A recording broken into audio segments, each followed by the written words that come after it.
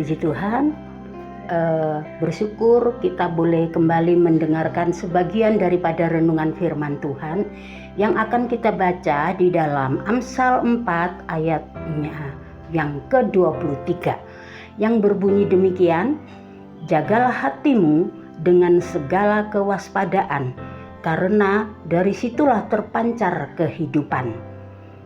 Dari ayat ini ada beberapa hal yang diberikan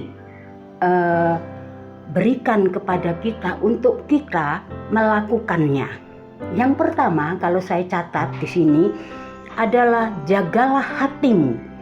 Jagalah hatimu itu berarti kita harus memelihara hati ini untuk tidak terpengaruh oleh lingkungan kita. Dan yang kedua, segala berarti berbagai-bagai atau lebih dari satu. Jadi segala atau berbagai-bagai macam yang ada di sekeliling kita. Nah, yang ketiga, kewaspadaan. Kewaspadaan ini berarti kita harus siaga, cermat di dalam hal juga melewati hari-hari kita dengan keadaan di sekeliling ini. Dan yang keempat, di situ dikatakan terpancar. Terpancar berarti tersembur atau memancarkan kehidupan ini. Ya, yang berarti juga yang tidak lain kita harus menjadi contoh, menjadi saksi dimanapun kita berada. Nah, berarti hati ini adalah sumber dari segala kehidupan. Baik atau buruk, suatu hal yang kita lakukan itu datangnya dari hati, atau itu dikendalikan oleh hati, atau itu juga dilakukan didasarkan dari hati. Sebab itu pengontrol di dalam kehidupan manusia itu adalah hati. Nah, memang untuk menjaga hati ini tidak mudah. Sebab itu Paulus pernah mengatakan demikian. Setiap kali aku mau melakukan hal yang baik, hal yang jahatlah terlebih dahulu datang. Nah, manusia berarti lebih cenderung melakukan hal yang tidak baik daripada yang baik. Kalau kita tidak menjaga hati, tetapi kita bersyukur karena kita mempunyai firman di dalam hidup ini, memiliki hati yang mengerti akan firman Allah, yang memelihara hati ini, sehingga ketika sesuatu itu, pikiran hal-hal yang jelek itu datang kepada kita, kita bisa mempertimbangkan, kita bisa mengendalikan. Dan karena dari hatilah ya timbul segala keinginan. Ya, dari keinginan naik, tentunya berbicara tentang pikiran.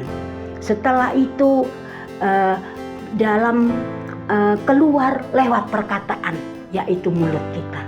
Nah, sebab itu di dalam Pengkhotbah pasalnya yang kelima mengatakan demikian, janganlah terburu-buru dengan mulutmu dan janganlah hatimu lekas mengeluarkan perkataan.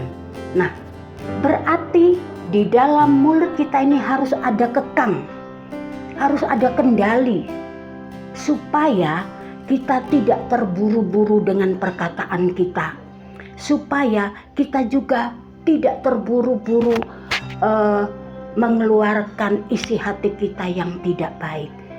Nah, sebab itu dikatakan ya, dan kalau di ayat yang bagian akhir, oleh sebab itu biarlah perkataanmu sedikit.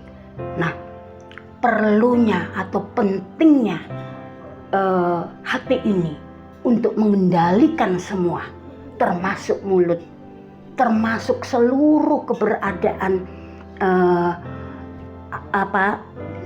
tubuh kita ini dikendalikan juga dengan hati. Sehingga dikatakan bahwa biarlah perkataanmu sedikit. Nah, lebih baik diam daripada banyak bicara. Di dalam pepatah mengatakan diam itu adalah emas. Nah, sebab itu biarlah kita mau hati ini dikendalikan oleh apa yang dinamakan juga mulut ini, supaya kita tidak terburu-buru di dalam mengatakan. Nah, di dalam bagaimana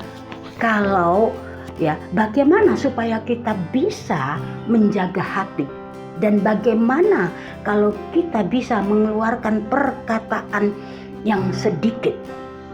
Kita akan baca di dalam Yehezkiel 36 ayatnya yang ke-26 yang berbunyi demikian. Kamu akan kuberikan hati yang baru dan roh yang baru di dalam hatimu,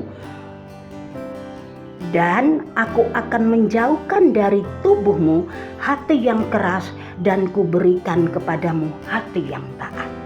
Nah, ini kunci daripada setiap kita umat atau orang percaya untuk mengendalikan hati ini.